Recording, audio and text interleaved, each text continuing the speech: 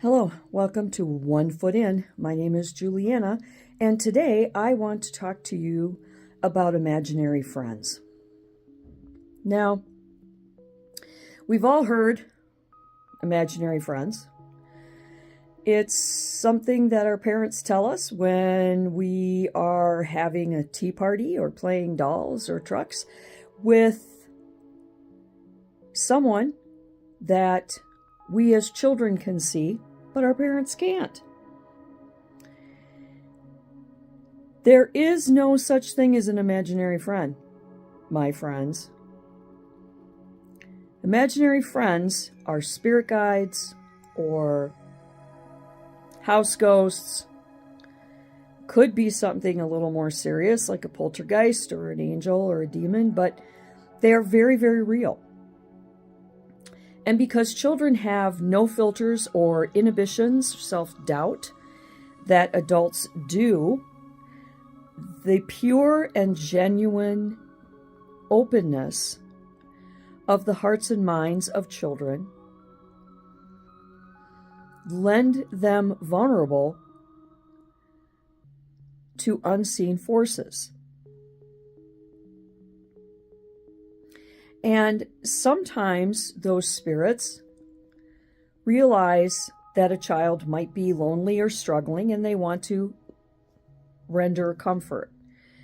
Perhaps they're bored and the kid is the only one that knows they're there, so they'll reach out to that kid. They'll make contact that way.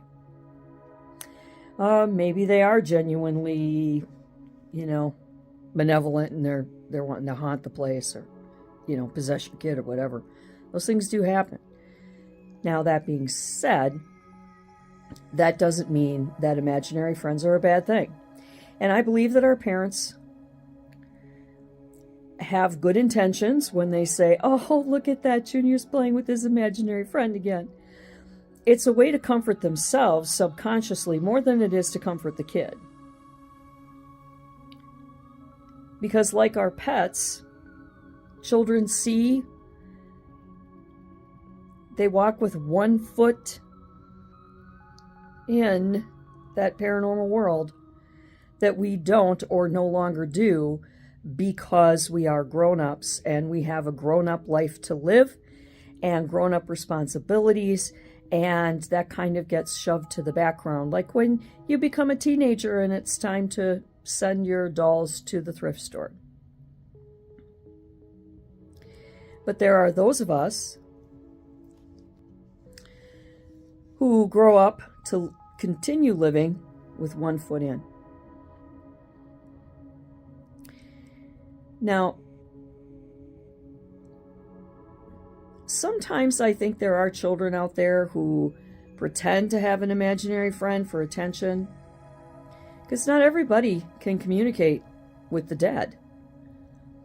But pay attention to your children if they're having conversations or they're playing with an unseen individual. Start asking them questions. You'd be surprised. It might be your great aunt who has passed on or your grandfather that's passed on. It could be someone attached to the house that you live in. Could be their spirit guide.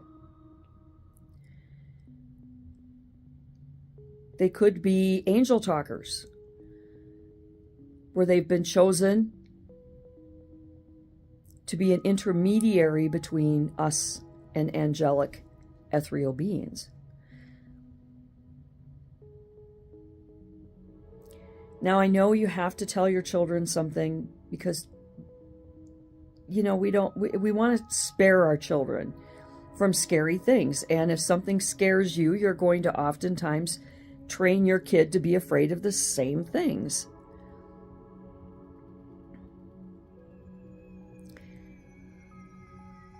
But an imaginary friend is more than likely a spirit guide or the spirit of a loved one who's passed on and come back.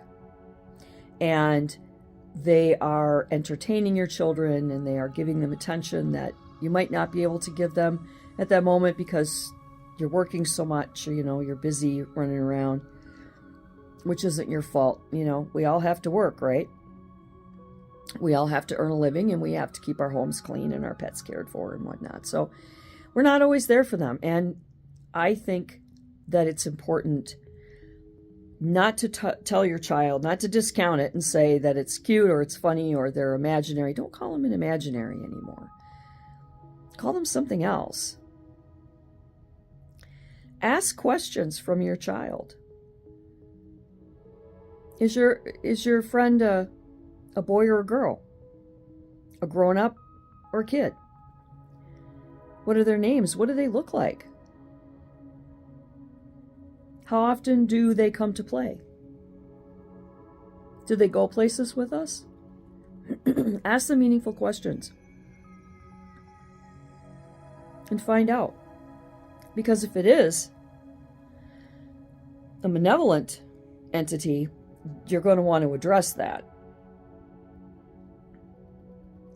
But if it's, the spirit of your grandpa or your great aunt or sister or whatever, that's okay. They're coming back to let you know they're okay, and they're going to help you out by watching the kid for you so you can go do a load of laundry.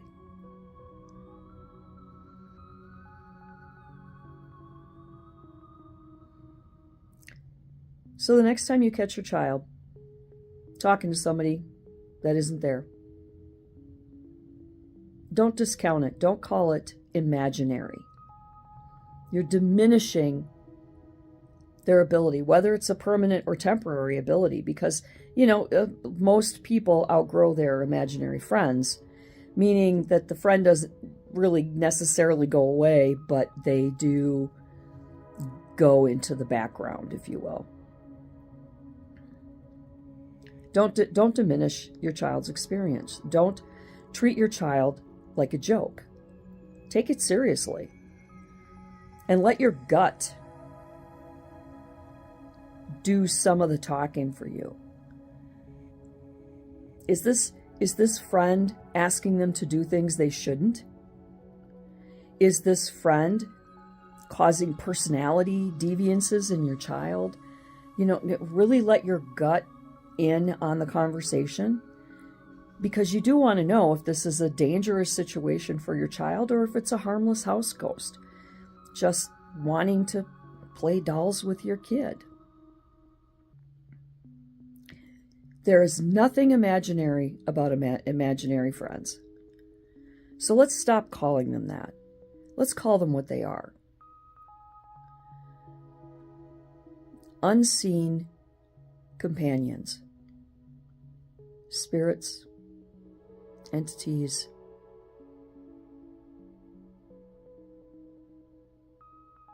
something.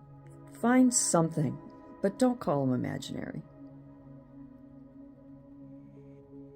And treat your child with the respect and reverence they deserve. Because for most of us, that precious window of time in our childhood where we can see the imaginary friends, where we can communicate with them, sometimes that's what gets us through to the next phase of our lives. I know I had an imaginary friend growing up. That's how my mom realized that something was afoot. My imaginary friend was a spirit. I, to this day, couldn't tell you who they were necessarily. They would appear in the traditional white man form of Jesus with the, golden hair and the light skin and the blue eyes, which we all know is not even close to accurate.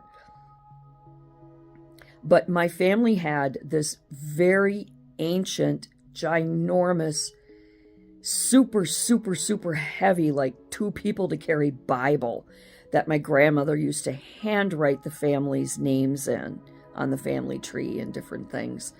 And it had it was, golden edges of the paper and the leather bounding cover. And it had this very thin, tissuey kind of pages, but it had thicker pages that had full color paintings on them. And they were so big. And I would spend hours just pushing the pages around, smelling the smell from that book, examining and falling into those paintings. And I'm sure that at some level I was taking a comfort in that. And that's where I got that image of Jesus. And that's the image that I projected upon my imaginary friend. But this friend would sit across from me. We would chit-chat all the time. And what really cued my mom into something going on was she was preparing lunch for me one day, and she asked what I was drawing, because I never went anywhere without writing implements and paper. I actually had a little purse that my mom made for me that I could carry my paper and my crayons and pencils in, even before I was in kindergarten. And I lost the purse briefly, and I almost had a nervous breakdown as a little kid, because I couldn't find it. And I had to have it. And I was drawing this, I'm a crappy drawer, but, for what like a 4 or 5-year-old could do.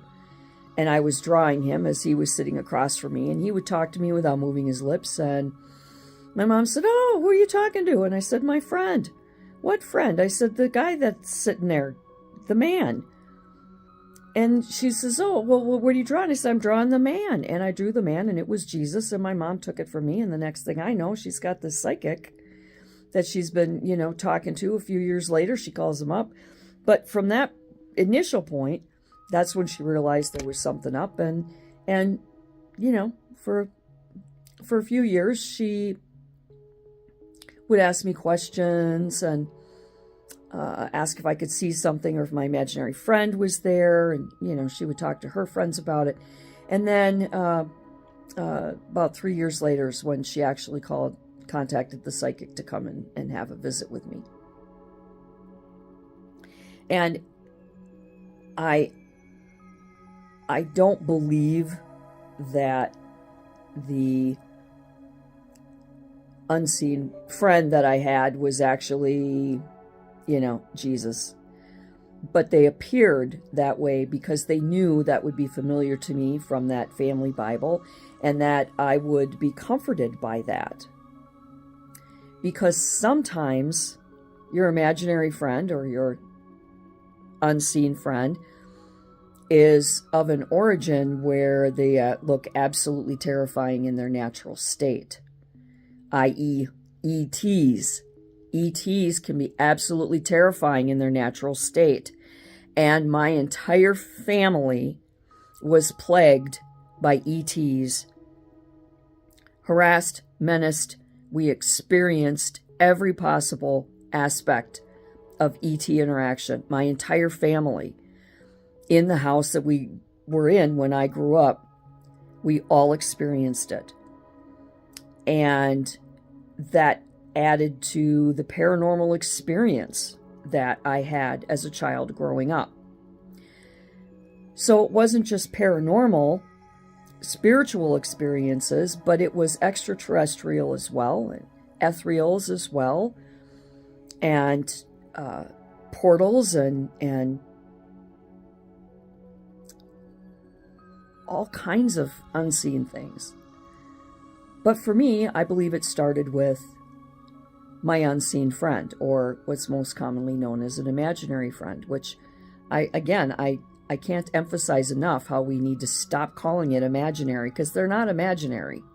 They're very real. They're very real to the child that is experiencing this. And you shouldn't discredit them. You shouldn't diminish their experiences, because it could be quite meaningful, and it could be lifelong. As they grow and get past adolescence into adulthood, this could be one of the many gifts that they were blessed with prior to being born here into the person that they are. They could very well be empaths or mediums. They could be many, many, many things, healers. So don't discount them. Don't call them imaginary, because they are very real.